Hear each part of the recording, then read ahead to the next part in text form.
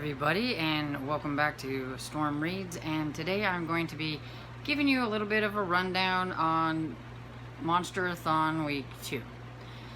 I didn't get a whole lot accomplished, but I did get a couple of books read, so I thought I would talk about them and then let you know what I'm going to be reading this coming week, what we're at right now, since this is Monday.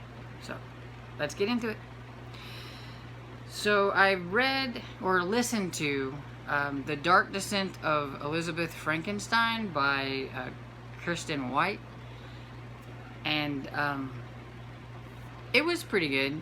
I used it for the recommendation challenge. Two of my friends had really liked it and enjoyed it and thought I might like it, so I thought I'd give it a try, and it wasn't too bad. I thought some parts of it was a little dull, but for the most part it was pretty cool. It's about Elizabeth Frankenstein and how she tries to, in her mind, I guess, think that Victor is not quite as bad as he turns out to be. He's her best friend, so she wants to defend him, wants to protect him and everything, but then in the end she finds out that he really isn't quite the guy she really was hoping that he was and everything. And it's kind of about her like descent into what Victor Frankenstein is, and like how dark and twisted he really was. She tried to make excuses, tried in her mind that, you know, maybe he really wasn't like that, but then, you know, he really wasn't a good guy. I'm also going to use this for Real Monsters challenge. I had another book for it, but I'm just not really into it. And since this has Victor Frankenstein in it quite a bit, and he is not a nice person, I figured it would also fit for the Real Monsters challenge. So we'll use that for that. And then a buddy read with my friend Barb, and we read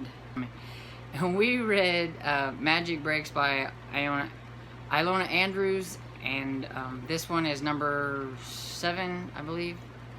I'm losing track. It's number 7 in the Kate Daniels series, and it was pretty good. We're hoping to finish the whole series this year, so I wanted to get this one in, and so I used this one for my Beast read, since I am Team Beast. And pretty much it was about Curran had to go somewhere and deal with some other things, and so it was pretty much just mostly Kate Daniels through the whole thing, which was kind of a bummer because I'm big on Curran. And she had to deal with a fallout between the pack and the people are like the masters of the dead, and so she had to deal with that, and the fact that her father is still looking for her and things like that.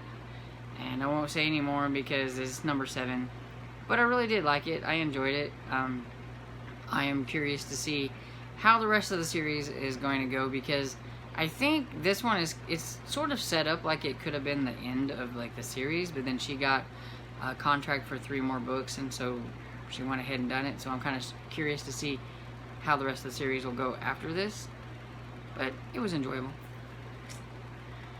Then what I am currently reading is Time Convert.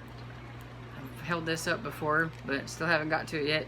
Time Converts is my read for the What Big Eyes You Have, and the read a book over 400 pages. I just barely started it. There you go, you can see it just barely, but it's okay so far. It's a lot different, you know, than the trilogy, and I knew it would be, and it's just, you know, since it's different, I'm having a little bit of trouble getting into it. I do like Marcus and Phoebe, but just like me and my friend were talking about, we kind of like the parts that has Matthew and Diana in it more than we do the parts with Marcus and Phoebe, and that's what the story is supposed to be about. But we really like Matthew and Diana from the trilogy, so it's just different. And then I'm also in the middle of The Forgotten Child by Melissa Erin Jackson, and this is my first read by her, and so far it's pretty good. I'm like 33% in, And it's about this lady Riley. She can see ghosts and things, but she's kept it to herself because it only has gotten her in trouble in the past. It broke up a friendship that she had when she was little, and just a lot of bad things happen when she noticed that there's ghosts and things. So she's put it in her past. She doesn't want anything to do with it. And her friends now, because she's older, and they want to go to a haunted place where the serial killer had lived, and where his victims were killed in this place.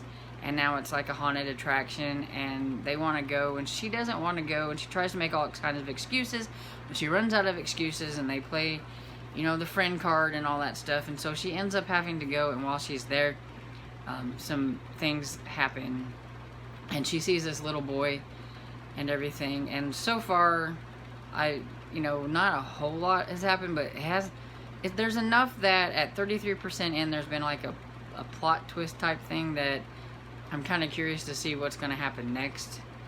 So, we'll see. I'm actually enjoying this one more than I am the Time Converts right now, so I'm hoping to hurry up and get this one done so that I can get back to that one. But this one, I don't know if I mentioned, is for the Ghost Challenge, for the haunts, or whatever. So, there you go. So that is the books that I have read and I'm currently reading. And I'm enjoying Monsterathon, and so I hope you are too, and go Team Beast. That's all I have to say. And I hope you liked this video, and if you did, please like and subscribe, and hit the little bell notification, and leave a comment. Have you read any of these books, or you wanting to read them? What are you reading? Come on, talk to me in the comments. Bye.